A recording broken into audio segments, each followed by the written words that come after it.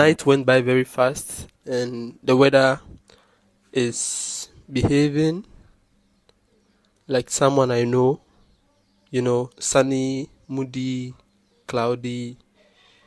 Yeah, I enjoyed this time lapse. And since you guys asked for part two, here you go. You're welcome.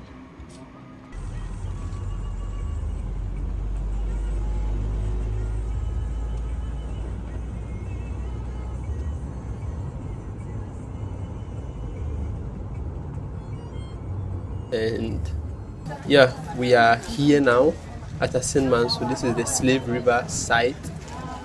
And of course, you know me, a lover of art. I had to walk into their gallery shortly to see some artworks. I mean, when you come here, you can buy some of these artworks as souvenir or whatever you want to use it for. I mean, that's on you.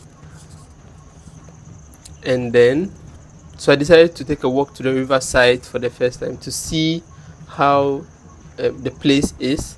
And it seemed very sketchy to me. I mean, I didn't know who or what I'm going to meet over there, and I heard it was a 4 minutes walk through the forest, and so I had to wait for company, and I got one, and we decided to take a walk there. So yes, understanding the history behind the Slave River site, I got to learn that our ancestors were brought there and then bathed finally before taken to the castles, or to the castle, mainly the Cape Coast Castle. So they bring you there, whoever your slave master is, he brands you with a hot metal that was just taken out of fire, red hot metal, with his symbol on it as an identification. He puts that metal on you. I mean, he creates a kind of like a mark on you to show that he owns you.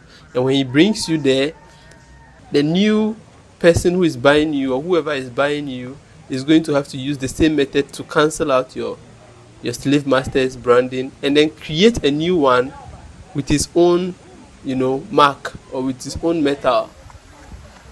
You understand? It was a gruesome activity, and all this we were not taught in school. So yeah, the first bat of return is where the diasporans come for the first time to just pay tribute to their ancestors, and then also cleanse themselves.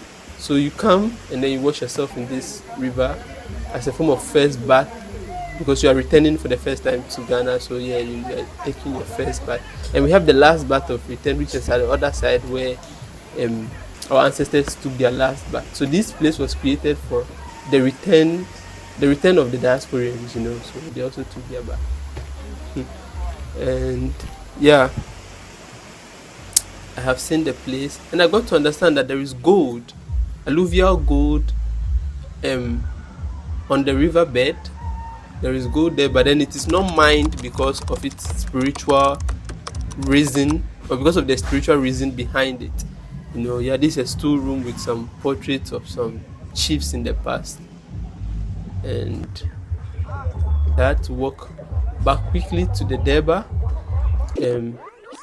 So yeah, let me just forward it. I don't want to stress you guys.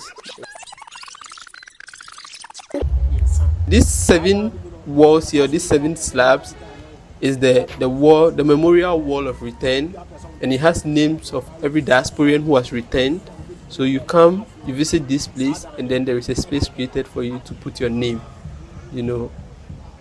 and so basically, yeah, that is it. And the place is a very beautiful place, and we're not taught all this in school. I don't know why Assin Manso was never mentioned in our history books. It tells you that there is something hidden somewhere. There are people behind the scenes trying to make the whole thing seem very light.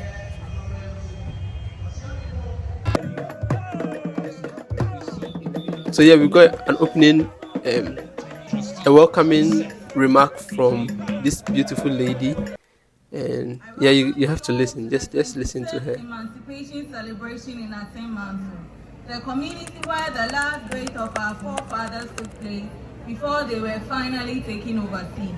We have gathered here today to celebrate an important moment in our history, Emancipation Day. The day marks the freedom of the African people in the diaspora from enslavement and violation of their human rights. Today, we stand on the shoulders of the giants who fought tirelessly for their freedom and dignity. We honor their courage, resilience, and determination. And acknowledge the injustices, atrocities that have been perpetrated. We should remember the intergenerational. Ladies and gentlemen, we know but we ask. That is why we are gathered here. Being told the second time is no sin. He's the gentleman who has been able to put every activity together to make this happen. Ladies and gentlemen, to give us the purpose of gathering, our own Chief Executive Officer. And then we got Mr. Akwesi another Ajima, from this Ghana man, Tourism which was very lengthy, so I had to fast forward it. And then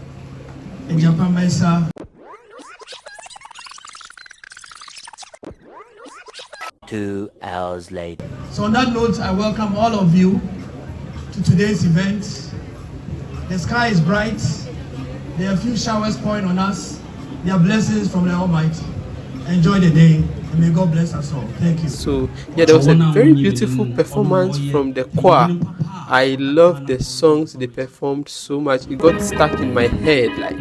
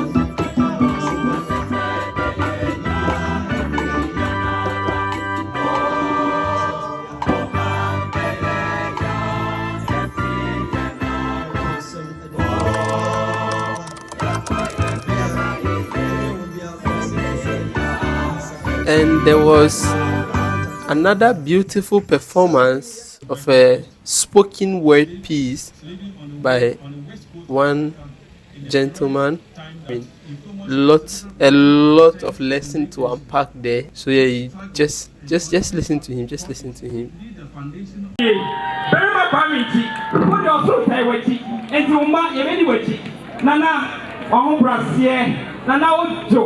Nana osoro amanya on present pitre enti osoro amanya setre enti ebom mrane se nyansa bisa kwanta bisa nyansa ku akwa nyansa ku sama okwa nana wonana mempekasa memprekasa na so mesrami kasa asembi na abo mikusa enti me nama na me kasa enti adasa mesre muntie mikasa ewen ensem ehyehyemebo and yes, I'm a book. Now, and some to me book. And yes, I'm a book. You are my book. And I'll put myself up. And 24 years of year. And to the sound, he might keep up for coffee. Let me go to coffee. Let me remain some more Jim Nadachi, a bit of war coffee. Make some more. And your banku, Nasomeka. Banku for Beka, a benny, by name Semidia above. And some more beauty the shadow. Mama Iowa, Namin Potter means several. Now, woman, Potter, some Potter means some now, Ebiana Macana Potter. And to the shadow, Mama Potter, Nami Potter, me Potter, and to make a Potter Cassa, Messiah Tree. Honorable Ministers of State, we are grateful for your support. Right from the onset, you changed your mindset to meet the target set. All this was not without frustration, but you battled every situation. That seems to dwarf your progression, just for your elevation. So with a standing ovation, I give you military salutation. No allurement, no frustration. Just accept my congratulations.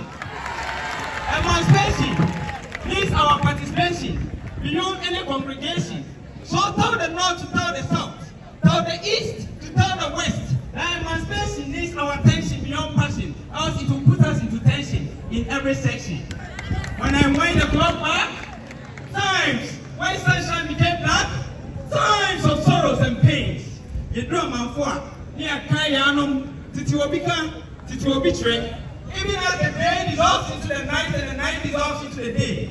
Darkness seems to swallow light until the daylight stands so bright. Even so, the transatlantic slave trade arrested our ancestors more into awful sight, humiliated and treated as if they are allergic to human rights. They struggled to flee, but they lost their fight. Their thoughts and energies written by the white man's king organs, sparking fire and taking innocent life. We have a war, how can the fish be happy when taken from the river to the bare land? In our own land, we were treated like thieves by strangers, taking us from no land, we sense danger. Vigorously, we were shrouded in shackles and chains, barefooted, trekking miles day and night in agony and pain, starved and motivated to walk faster by their case, forgetting that the stomach is what moves the legs. No signal from this dimension to cheer. We are staggering and stumbling as if only goes here, shivering and cracking as if about to tear. In desperate fighting for our rights, some of us were killed by their stick organs. We were proud and wild animals took their portions. Others killed themselves because they lost sense of how hope smells like, tastes like, feels like, looks like, or even sounds like. What a relief from Don Conso at Assin Manso. At least our wounds will be washed and healed. Not knowing that was our last back to zoom into another tattered path, to the north, south, east, or west, we don't know. The die is cast, fit and unfit, our ages are known by our teeth, painful tattoo with hot iron, living awful scars, sets us our identity. After all, slavery was their priority. Crossing the rivers and handles without bondage, the only language we understood was suffering bondage. But today we are free. We are free because the door of no return has metamorphosed into a door of return. We are free. When some of our ancestors, like Assin and Crystal, came home to rest. Let's eat Ghana, let's fight Ghana. Let's promote peace wherever we find ourselves. When you put a seed inside the belly of the earth, new crop pop up out of the earth. Oh, Oh, so death wasn't the end, but the beginning of a new birth. When the night is darkest, that is when the stars shine brightest. So challenges was not enough inspiration that created in us aspiration. When crisis rises, that is when true heroes rises. So on that beautiful shores of life, there we saw the footsteps of the giants that make the mark. But remember that a marker was made to make a mark. But a marker can't make a mark unless it has a holder. So how could I, would I, should I be on top unless I'm standing on your shoulders? And you know, one tree can never make a forest. We are growing ain't me nyakwae. It's mami mom kai. Say a bomb payo, ye ya payo, elba proye enye, the no Ghana every pay. Can be so many be 18 or train, and then you keep on maintain. It's me you were TV, what coming and free moon, a Ghana betumpo. What is greater than love? If you are me and I'm you, if my presence is your essence, and we function as a local room, kicking out our differences from our room, there will be peace and war will cease. So tradition and culture is extremely important when we are talking about emancipation and freedom. And so there's a concept, it's called, Dr. Asa Hilliard said, all content has intent. In 1834, the emancipation by the British was content, but it had intent because 40 years later, they sat in Berlin, created the Berlin Conference, cut Africa up into parts that is now 54 states, and then put us back in slavery for another 100 years, called colonialism. So that was the intent of their emancipation content. I hope you understand what I'm saying. But intent should also produce content. That's where we come in. Our intent, when we talk about emancipation, should produce the content of true freedom. And as I said last night, true freedom is to be shackled to your identity. And I'm not talking about ethnic identity, tribal identity, I'm talking about the racial identity. African, that is our identity. Stephen Biko told us, a young black man in South Africa who died for our freedom, he said the most powerful weapon in the hands of the oppressors were the mind of the oppressed. The most powerful weapon in the hands of the oppressor is the mind of the oppressed. And that is still true today. We must learn to use our culture appropriately. Culture is how people reinvent themselves. It is culture that protects the people from mental genocide. Though we suffered an extraordinary physical genocide, we never lost our culture. So the mental genocide was not successful. That's why we're here today. So your culture is what protects you from mental genocide. But we have to go further into that because we need to understand when we come together and we feel the pain of yesterday, let's not have that as the only intent of those of us who was captured. If you study our history, we have waged one of the most fierce wars over 500 years against slavery, colonialism, imperialism. No people in the history of the world have fought against oppression as the African people have. We didn't just cry. We didn't accept those chains. When I came here the first time, when there was only bush and no path to the river, we knew then that we died in that woods, we died in that sacred grove because many of us fought when we got to that river to be free. We didn't accept slavery, ever. Never did we accept slavery. We fought on the ships, we captured many of their ships. We just didn't know how to get back to Africa. So many times they recaptured us, but we fought at sea. Millions of us died at sea because we resisted. That's right. We resisted. We're being here today as a resistance. This is our intent as regards their content. We are going to be free because we declare it. Power is the ability to define your reality and have other people accept your definition as if it were their own. Then you're talking about freedom, true freedom. Me, I'm a student of Malcolm X. Some don't know me at all. You know Professor Small. But when Malcolm X was assassinated, I assumed the role. I took over, 21 years old. That's Professor Small. Then I was Nana Kofi Mpansa, the second. 42 years I'm on the Agogo student. This is my home. This is my heart. This is my land. But I want us to know, yes, we suffered, but we resisted. Let's remember that resistance. Last night we were talking about Sister Sutherland. She showed us how to resist with culture, with music, with drama, with poetry. We have resisted. Mr. Saba was a resistance. The Andre family, that's a resistance. We talk about Chief Sam, we talk about a resistance. We talk about Bonsu when he marches his army down and he takes Elmina back from them. That's African Ghanaian resistance. Don't just talk about the pain and the crime. Talk about the ancestors' resistance. It's important. And I'm going to be quick with this because it's just important that we know, yes, we suffered. We hurt, but we resisted. But now that we're back, and we've been coming back, we didn't just start coming, you know. Booker T. Washington in the 1800s had a conference on the Negro world in Tuskegee, Alabama, and Ghanaian representatives were there. You didn't just start mixing with us. We never gave up. We never lost our identity. Someone took away the tools by which we practiced that identity. And so what we're trying to do now is restore our own tools so we can practice our identity in the manner that we want to practice that identity.